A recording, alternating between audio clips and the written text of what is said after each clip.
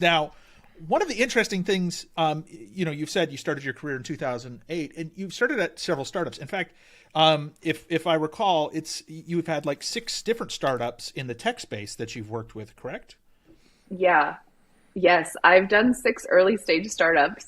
I'm older than I look. It's been 15 years now of startups. Of course, some that didn't go anywhere, and you learned so much from those, and then and a few that had pretty successful outcomes.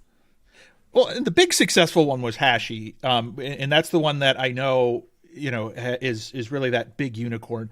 Not to diminish the other ones, but Hashi definitely is one that I know is near and dear to your heart. And you were employee number 10 there, at a That's startup so that cool. size. When you're that small, how scrappy did you have to be early on? Oh my gosh.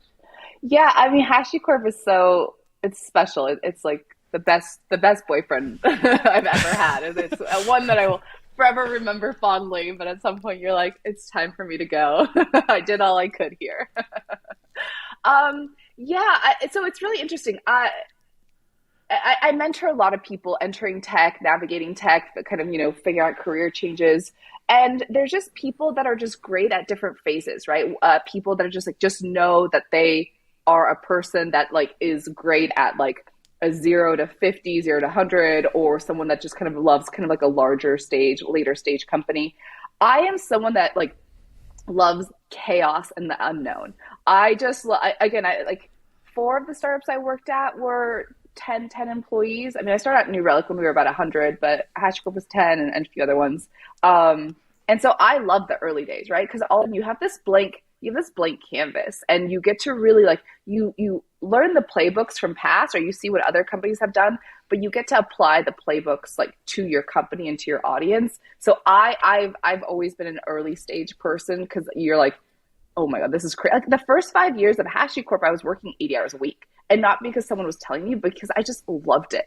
I loved the employees. I loved our community. Like we saw like, and it's so funny because people are like, okay, I want to find a winner, right? Like one day I want to get rich working in a startup. And it's like, that wasn't our objective at HashiCorp, right? Like I didn't know how, like none of us knew, right, that HashiCorp would one day IPO. Like even at like, I was part of a small team that was let in early to prepare the company to go public. But like even a month before the IPO, employees didn't know, right? So nothing's like a sure thing. But what we did know early days is that like we figured out kind of like what the market was missing, and we were able to build tools that was really resonating with people. And so that was exciting, right? To build community for people that like really saw value and wanted to be a part of the mission.